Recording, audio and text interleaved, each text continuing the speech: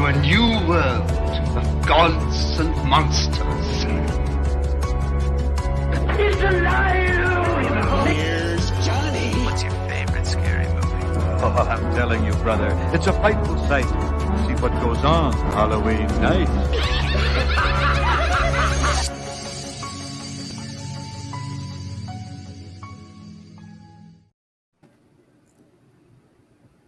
Hey everybody, welcome to Why We Love Horror. Hope you're having a great week. We had a great week. How's everybody doing today? Mike, Melissa, how you guys doing? Doing great.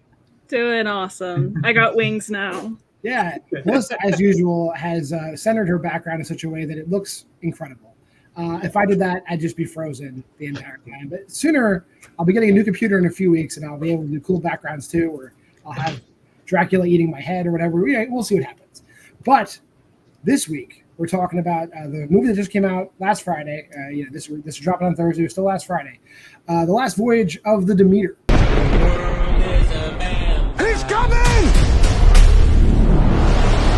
Did you see the size of that bloody thing? I'm gonna kill the cursed thing. He is on this ship, which means that we will never leave it. The devil is real. May God have mercy on us all.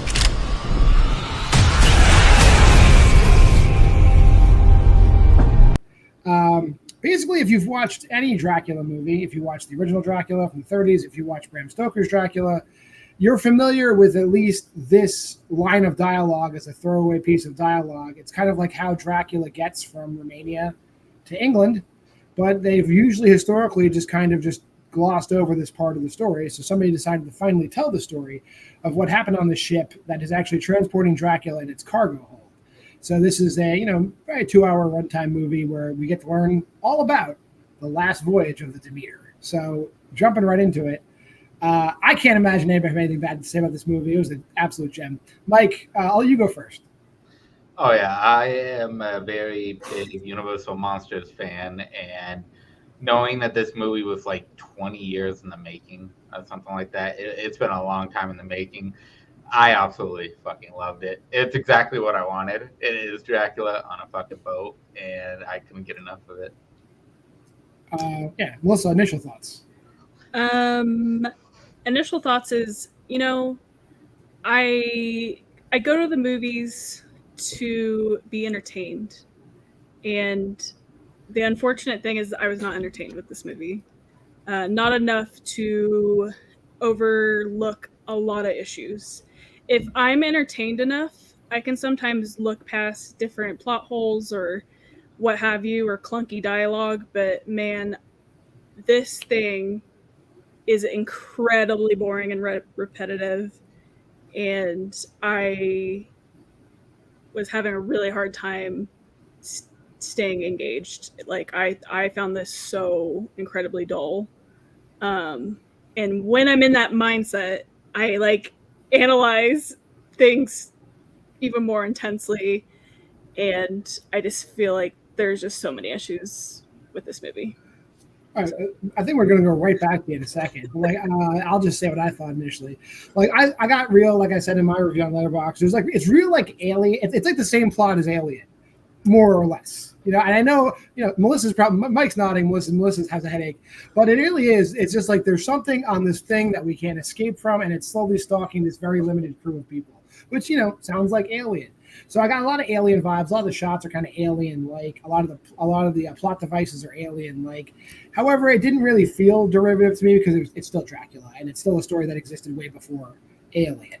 But let me kick it right back to Melissa. Go ahead. The floor is yours.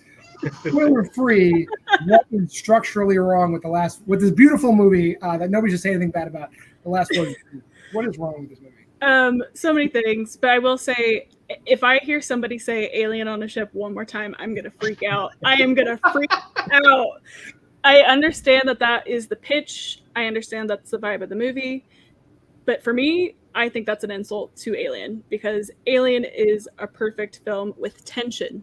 And that's my biggest problem with this movie. There is no tension. I was never scared. I was never fearful of Dracula. I didn't feel like this was a horror movie. I will get into some positives just to switch it up for a minute. There is some cool kills, but again, with all the other things, it just didn't feel earned. And probably the biggest strong suit to this movie is the production design. The production design is really good. It's very well done. It feels like this is a very lived-in ship. The aesthetics of it all were great, but like that is where it ends for me. What did you guys like about this movie? Because I'm gonna otherwise be shitting on it the whole time.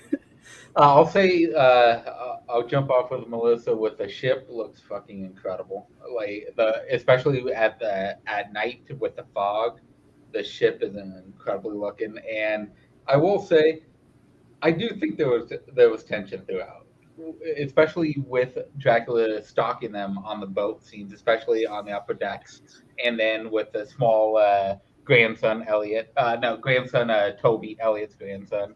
I thought that was very tension based.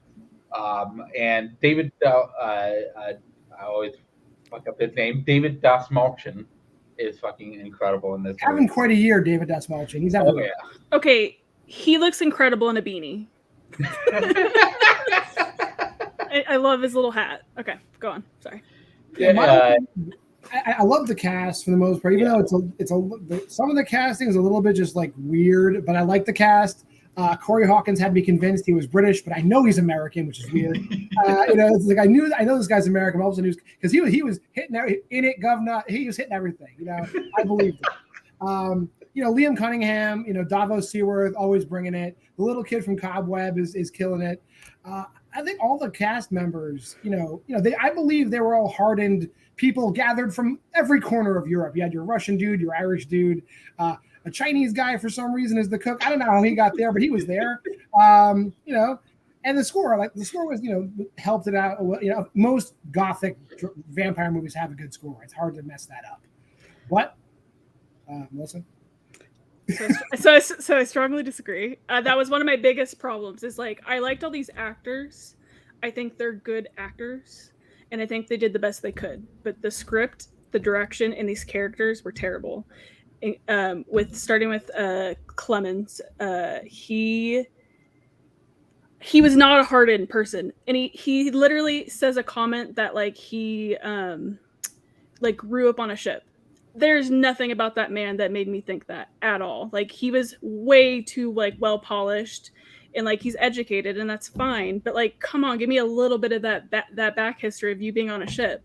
Like, oh my god, like that bothered me so much. And also, so this story is supposed to be the captain's log chapter of the Dracula book, and so it's like that perspective, but then it's not that perspective. And I found that really confusing. Like, why are we focusing on the characters that we're focusing on when it's like the captain's log? And I felt like he was just in the background. Like I didn't really even know that he was there most of the time. I'm like, oh yeah, he's the captain. That's a fair criticism. Yeah. And I think my only answer to that really is the fact that like the captain's log is the only perspective we get from Bram Stoker's Dracula, and in the book Bram Stoker's Dracula, and in Dracula, it is the captain's perspective. We don't know anybody else in the ship, and we know the captain dies if you go through the log of the book. So, I don't know that. The Deus Ex Machina is let's introduce characters that survive. Oh, spoilers! Oh yeah, sorry.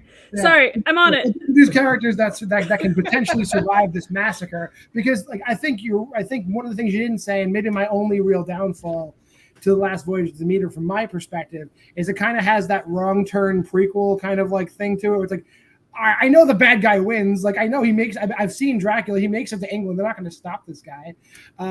So like, and even the first scene of the movie, it's basically like this ship is there's nobody on this ship. Everybody's gone. Everybody's dead. Blah blah blah blah. So like everybody that's on the ship either somehow gets thrown overboard or dies.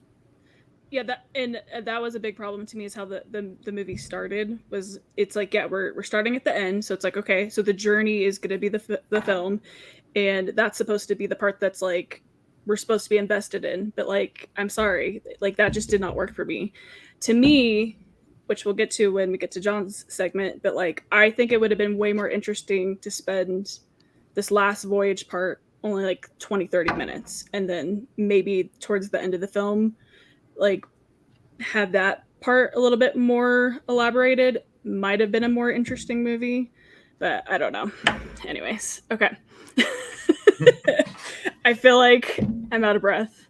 I guess what aspect of the film did you guys find like the most engaging? Definitely the most engaging part to me was the stalking, that how Dracula stalked each individual crewmate throughout the film, and how it progressed as he got stronger, as he kept eating one after another, and he kept getting stronger and stronger, and how he progressed the kills to how he progressed how he killed them, to be like like Toby, of him basically stalking him in the room, to him hovering him over, to just at the first kill, that dude just gets fucking slaughtered with one fellow swat to the throat, and then he just bites him and just lets him bleed, which that is probably one of the best kills of the movie, is that first kill, because you just see the brutality of Dracula through that. And then towards the end, where you just see him fucking just going ape shit on people, getting them each individually, where he's not.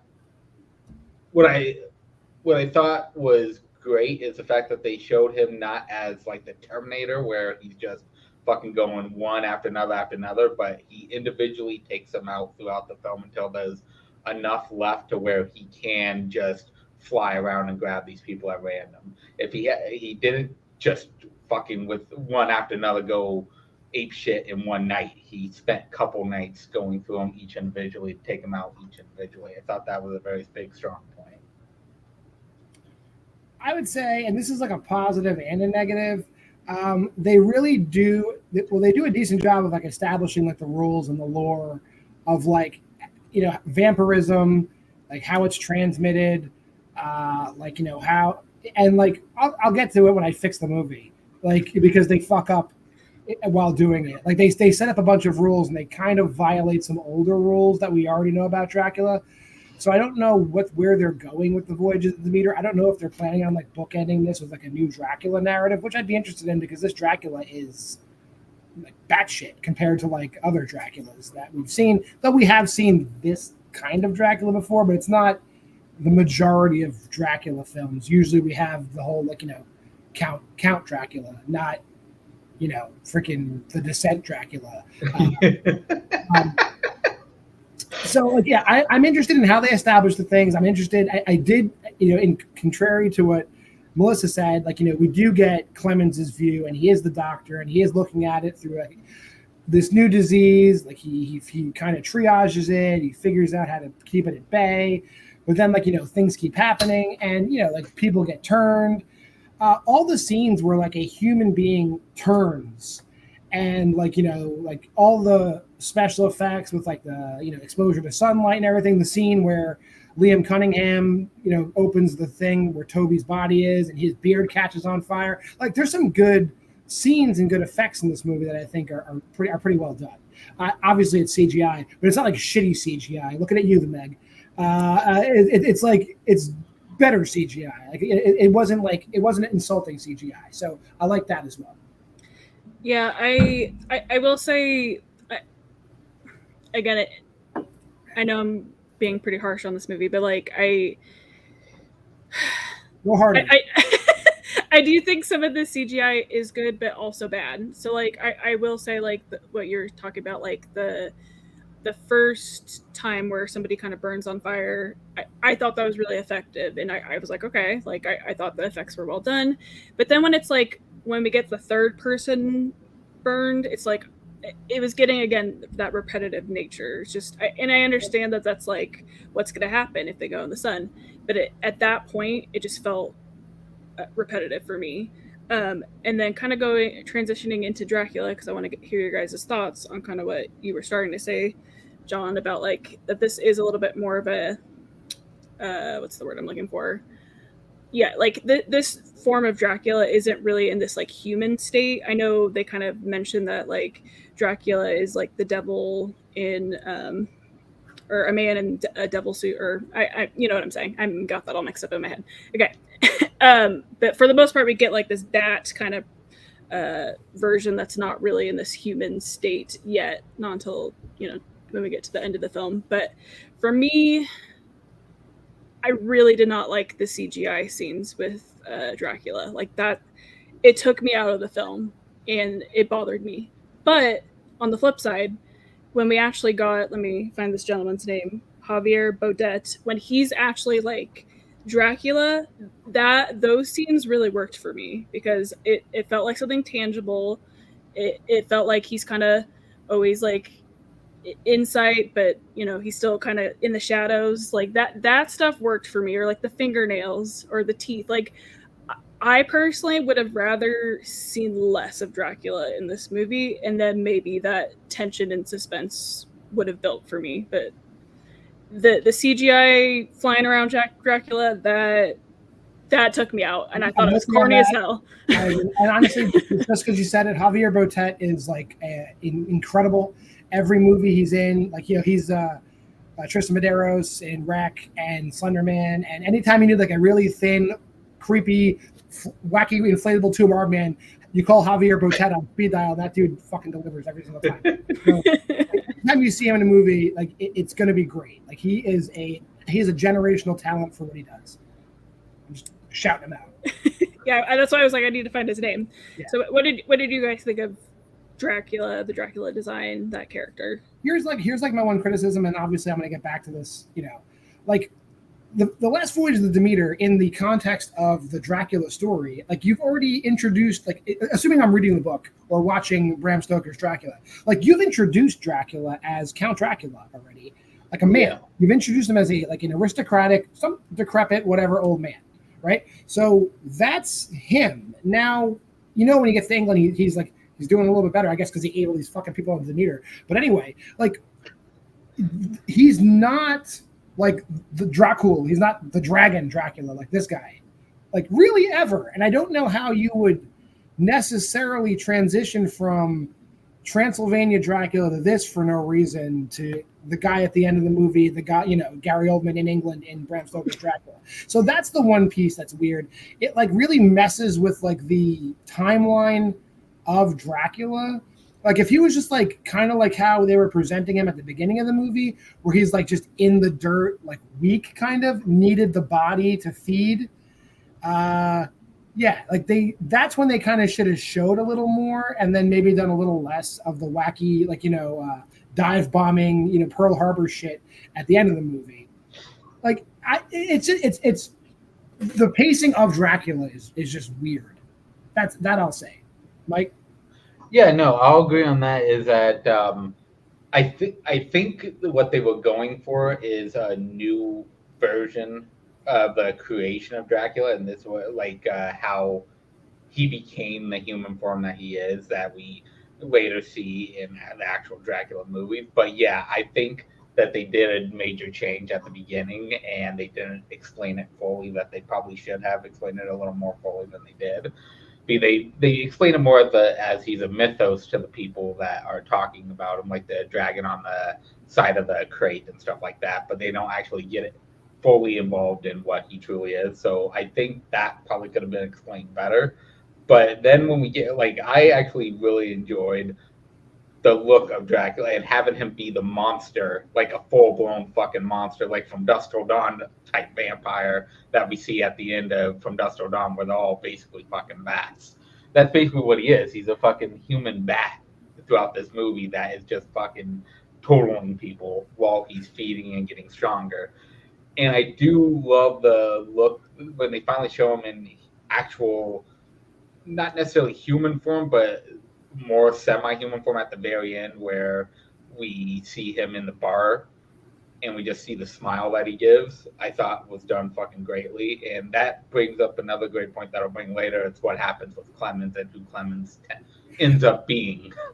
I like the comment, like, when so many people have said, like, why did it turn into like an MCU movie in the last 90 seconds? Like, and it kind of has that feel. Like, yeah, no, it does. Here comes Dr. Clemens, the newest Marvel Cinematic Universe person. Like, that is also corny as shit and totally weird.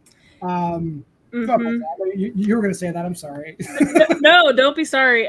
Yeah, we'll get back to that eye roll of the ending, but I want to transition to somebody we haven't talked about yet because I'm curious to hear your guys' thoughts, and I will gladly share mine soon. What did you guys think about the character of Anna? I wish, you know what? Here's my whole thing. Like, I guess the whole production of The Last Voyage of Demeter was kind of like, yeah, there's this untold story, we never told it. But doesn't this movie feel like the second part of a trilogy and you haven't seen the first part?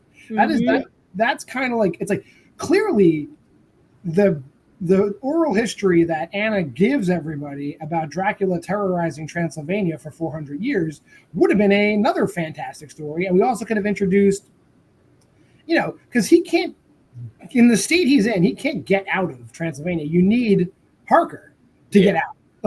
So like we're missing like the Renfield backstory, we're missing the Harker backstory. I mean, for those of us that know it, we can kind of like piece it together in our minds. But for anybody that's going in fresh to just watch The Last Voyage of the Demeter, like you're missing a lot. So her role as like the, you know, I'm just inserted just to tell the backstory. I'm also like an hors d'oeuvre. You know, yeah, they probably could have done more with her. And then her like transitioning to like freaking, you know, was it Sally Hardesty 2022 at the end of the movie was also weird. But, you know, whatever. It like I said, the total package worked for me. Mike? Yeah, I'm basically in the same tone of John, is that overall it did work for me. But yeah, again, things like this could be explained more. However, this movie is more of a fucking thrill ride than an explanation movie. It is just, like, I get that people's complaints that it's boring, right, and there's boring parts to it, but if you look at the old Universal monster movies, it's not fucking Dracula just taking people out left and right. It's a lot of very low dialogue that slowly builds to stuff throughout, and those are only an hour long. This movie is 2 hours. And that probably has something to do with it. They cut off 20 minutes of this movie. It probably could have been tighter. But overall, I think the story throughout held the action parts together and held it pretty well to where I just enjoyed the fucking ride. Yeah, I wish I was on a thrill ride, but I was not, unfortunately. Like, I wish that was my experience, but and I don't mind a slow burn, but it needs to be more interesting dialogue or a more interesting story because, I have so many questions. Like, why is that little kid there? Because it's his grandpa. Like, I want more. Like, why he literally was just there to be killed later. Like, so that just bothers me. And then going back into my first kind of prompt here with Anna. Anna was probably my biggest issue with the entire movie. Her character is awful. Now, I will fully admit, I think the actress did the best that she could with the role. But, like, okay, the whole blood transfusion thing drives me crazy because, like, she has so many bite marks that look healed, like, prior to the blood transfusion stuff, basically. So I'm just like, okay, how is she not already turned? And then she also is like withholding information basically the entire time, which I'll get to in a moment. But then with the blood transfusion stuff, like if Clemens is really giving her blood transfusions and he's also like not having full rations, he looks pretty fucking good. All these people look pretty fucking good. I want these people to look like way more like messed up. Like everyone looked way too nice. In my opinion, it really bothered me. And there's no showers on that ship. There's no showers.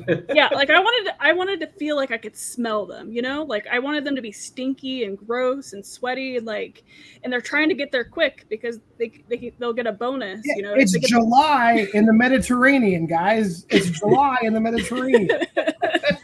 So that was just like that bothered me so much. And yeah, just I felt like she was totally a plot device. Like she was not a fully formed character at all, and I honestly think just get rid of that character, and I might have even liked the movie better. Like everything about that character bothered me. So yeah. Yeah, they were actually kind of really bundled up for the middle of July, weren't they? I mean, I can't speak about weather in the 19th century, but like they did seem a little too bundled up for July. I'll say that. So that's a diversion from the normal lore. I guess, was there any other scenes that like stand out to you that you guys wanted to mention? I think I might get into another scene when I talk about how I would fix this movie. Okay. Let's see. I'll go with when the scene where David Dastmalchian and them find the crew member that they think fell over the ship, that gets taken out by Dracula, but they think that he got drunk and he fell over the ship. And I love how straight off David Dastmalchian's character is basically going, he's not for any nonsense. He goes, the man fell over, he got drunk, he fell over that fucking if he didn't fall over, you fucking stabbed his ass. That's what happened. Either you stabbed him or he fell over. Which one you want to go with? Because that's all I care about.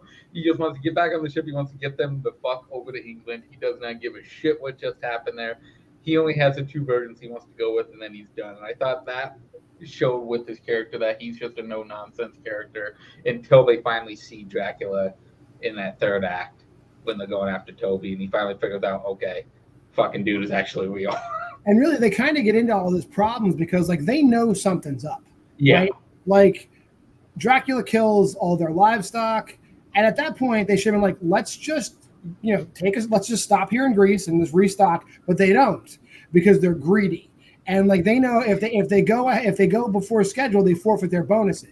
So this guy's like, you know what, screw it, we can eat cabbage and potatoes for like 3 weeks, and no matter what happens, they keep finding excuses to not go ashore, and then eventually it gets to the point of no return, and then it's like it's on at that point. Yeah. So yeah, it's realistic in the sense that these like blue collar 19th century ragtag bunch of sailors only give a shit about money. And then I believe when the cook's like calling everybody out, like you find everybody's like motivations. Like the one guy's like, this guy's gonna buy prostitutes, and this guy's gonna do this, and this guy's gonna do that. So like they all like they're just blinded by the fact that like the money in getting there ahead of schedule is kind of the reason why this all happens. Yeah, and I guess going into like their plan to defeat Dracula, I think that was maybe what I was gonna say earlier. Is like, so they've decided that they're gonna basically, jump ship and like drown Dracula is like their plan. But like, so before that scene, like we've already had several people burn alive, like during the daylight. I guess I just didn't understand why we didn't get enough scenes like during the daytime of them trying to find Dracula. Like, when you think that like, okay, these people keep burning, maybe we should find this guy and like put him in the sun. I don't know. Nope, let's drown him. And then we find out that he flies. So does it even matter? No. And then Anna's withholding information. And he's like, yeah, he can hear everything and he knows everything. And it's like, cool. Why didn't you say that earlier? This is stupid. Okay. And there's also like the plot device where like, sailors communicate by going like this and it echoes throughout the whole ship. And they use that for a bunch of different reasons in the movie. That was a good device, I think. Yeah. But yeah, you're right, and I think that I'll also come back to your point when I talk about how we'll fix it, because the whole flying Dracula thing is a little odd given the lore that's been established. Because like they do respect certain things of lore in this movie, and then they kind of contradict it, which is why I wasn't like, oh shit, 5 stars with this movie. But I'll get into that. All right. Do we have any other thoughts before I go behind the horror of this movie? Yeah, go behind it. Yeah. Okay.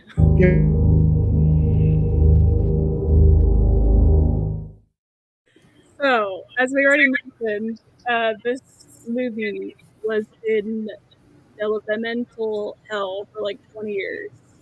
And this thing changed directors, scripts, actors so many times.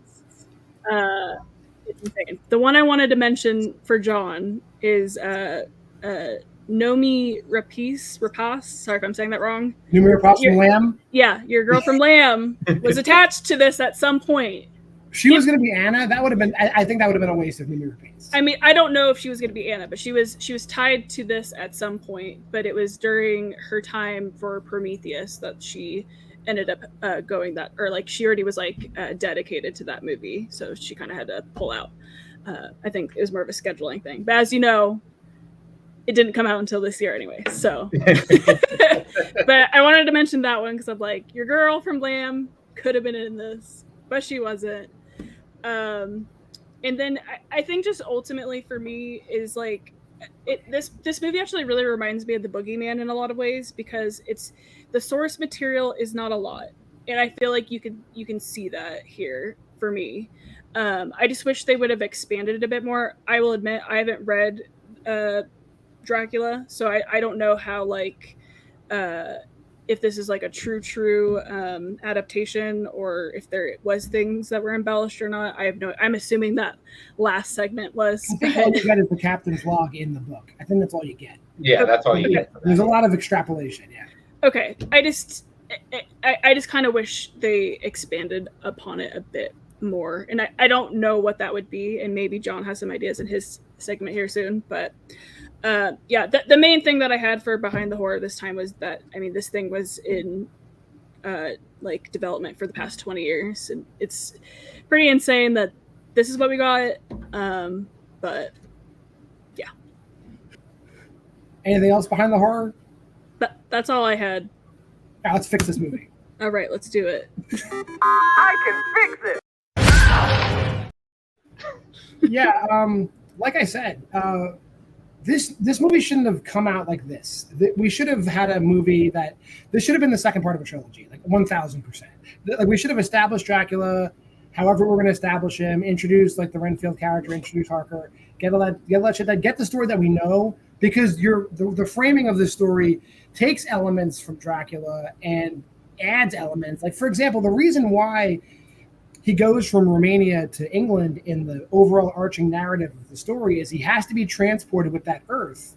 Otherwise, he can't go across the water, which makes no sense to me. Like when Joseph escapes the ship, technically, and he's in the lifeboat, there's no way in fucking hell Dracula should be able to fly miles away from the ship and kill him. That should not have been able to happen, given the lore we know about Dracula in general. So that was a knock against the movie for me. Like Dracula should be in a weakened state. It should have been, I don't want to say lower stakes, but I do want to, we should have seen more than, I liked him going like, killing the livestock, the defenseless livestock. And then like, but the jump from that to like, I'm above deck now killing guys is a jump. It's a jump. We needed more. And maybe that's in the stuff that's left on the cutting room floor. But I also think that if we had the movie that came before us, if we had Transylvanian Dracula, the 400 Years of Terror, and like how he got on the ship in the first place. Why is he going to England? That's a big part of Bram Stoker's Dracula, why he's going to England, right? That's all like kind of left out. The movie assumes too much. It assumes that you know everything already.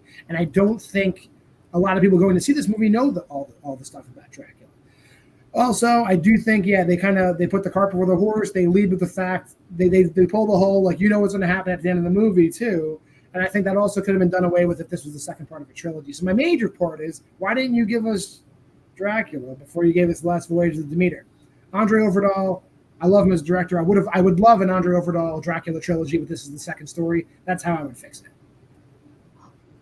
Yeah, I think that's fair. And I guess something I was going to say in behind the horror is, I mean, Dracula is one of the most, if not the most, like portrayed characters of all time on film. Like there's so many versions of this character. With that said, I haven't seen them all, and yeah, like I don't know all the things, and maybe that was a part of maybe why I really didn't like this movie either, because I don't know all the details of what came before the ship. Yeah. So I don't think we're going to get the movie before or after. Yeah. I got a feeling that this is a standalone movie, which is really weird because it ends on basically a cliffhanger, because like you're inserting Clemens into basically this Van Helsing role when like Van Helsing's not in the fucking movie. Like it's weird. This is part of the Dracula multiverse, I guess, where it's a whole different reality over here. So cool as a standalone movie, but I would have liked to see it literally fleshed out more. With this being, part of a series. This would have been a great television miniseries, actually, with this being one of the episodes. That's how we fix it. Undo this. Just make it a mini series, and we're good. I guess just to wrap up with the ending, Mike, what did you think of the ending? Yeah, I think this is supposed to be a standalone movie, so it was a weird way to wink at him being not only Van Helsing, but him being basically as they tried with the Mummy movie with Russell Crowe as Dr. Jekyll being kind of like the Samuel Jackson version of it. Clemens is supposed to be the Samuel Jackson version of this universe of what it looks like they were going for, was he's going to be the central character that ties everything together when they get to other movies, except that A, I don't think they were going for other movies, and B, with the box office how it's going now, there's no way in hell they're going to continue this version of Dracula, especially since they're coming out with a new version next year, made by Universal, I believe, as well. So we're getting another version next year of Dracula, which I think that will be the one that they kind of try to expand upon. Stop doing this to us. Can you just get your shit together and just like give us like a good narrative where it's like, ugh. You know, it's bad enough you do it to everybody else. Like, don't do it to Dracula again. Like, it's been 100 years now. Cut it out.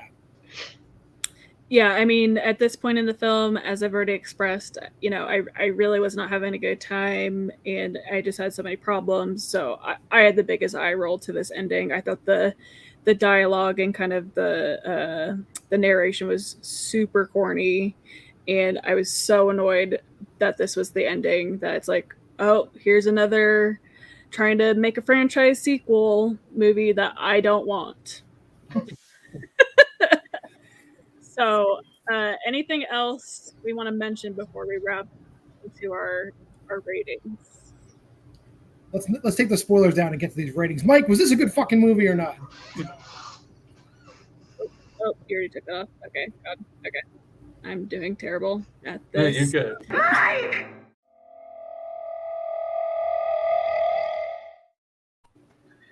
Yeah,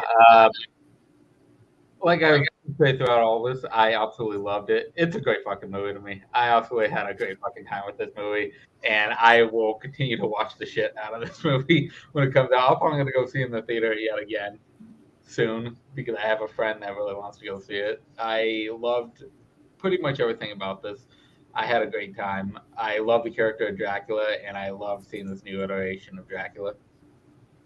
So I would give it, like I said, 5 VHS tapes. 5 we go for VHS tapes. I give it a 5. John, how about you? Yeah, I'm going to preface what I'm saying with what I'm about to say. If this is a standalone Dracula movie that's tied to no other Dracula movie, yeah, it's 4 out of 5. And that's what I'm going to give it 4. But like, if they try to like patchwork like a group of movies out of it, this would go down on a rewatch because they took a lot of risks that are weird. So remains to be seen how I feel in the future. But like I said, as a standalone kind of like, you know, bottleneck movie, it's a 4 out of 5. Executed well, just not your vanilla Dracula movie. It's definitely the rocky road of Dracula movies. And we end with Melissa. Again, I would disagree, but I think this is a perfect example of the studio interfering with somebody's vision. I think this could have been a really great movie. This should have been a knockout of the park, but it was not. I think the originality of this movie is incredibly low. I was not scared at any point. There was no tension. The positives being good production and good actors, but just there's really not a lot going here for me, so I'm gonna give it 2 VHS tapes. Again, I was excited to see this movie. I was hoping to really enjoy it, but I did not at all. And the more I sit with it and the more I think about it, it like makes me upset because it's just like I just wish the studios would just let people kind of do their vision of whatever they want to do versus having an agenda and fitting all this shit in, and it drives me insane. So, yeah, those are reviews, and as we're wrapping up, I guess let's go over what vampire movies you guys would recommend. Let's start with John. Well, I think everybody knows, if you've been to my letterbox, you know what I'm going to recommend. If you have not seen Let the Right One In, what the fuck is wrong with you? Go watch Let the Right One In. It's the greatest vampire movie probably that's ever been made. Not only did it win the Mellors d'Or, it's just a great goddamn movie with themes that are just so far ahead of its time. It's a 2023 movie that came out way earlier in this millennium. I won't even spoil anything about the movie. You probably know what it's about. There's a Showtime series. They did an American remake. It's everything. Let the Right One In is freaking everything. Go watch it. I need to, because I've not seen it. Then Melissa, watch it. Yeah, I've seen all the versions of it. I absolutely love the versions of it. So yeah, great choice. Melissa? I love vampires. Like I like that subgenre. So there's a lot to choose from, but I'm gonna go with my heart on this one.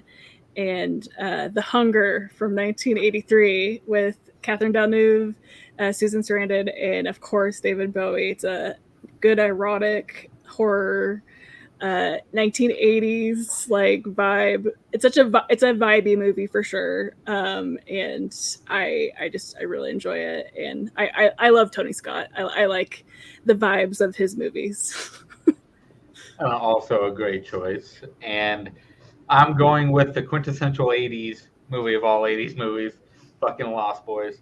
It encapsulates everything about the fucking 80s, be it the clothes, be it everything, the attitudes, everything in between. I absolutely love it. It's insane in the best ways. And you got this fucking saxophone, man, which is always a great time. Yeah. Yeah, I recently watched this on call with Mike for the first time. Amazing. And it's filmed in Santa Cruz, California, which, I mean, that just stole my heart. So I guess we'll talk about what's going to happen next week. So all around the country, kids are going back to school. So we figured nothing really coming out in theaters, so let's just do a back to school episode. So we're going to watch The Faculty, which I think, have we all seen that? Yep. Yes. Good. Movie we've all seen. We're going to come back. We're going to talk about that movie, and we're also going to recommend some more back to school favorites of ours at the end. So your homework for next week, if you haven't seen it, watch The Faculty, and then come back and check us out next week. I like it. Other than that, just make sure to go watch our latest episode, God is a Bullet, which is really fucking good. That was a great conversation there. And watch all the rest of our episodes, because we got fucking over 30 of them at this point. So if you haven't seen all of them, go back and watch them. And then also watch more horror movies, because that's always a good time. That's John. That's Melissa. This is me. We're here. We're going to be here next week. We're going to be here the week after. So, yeah, watch our shit and buy our shit. Why,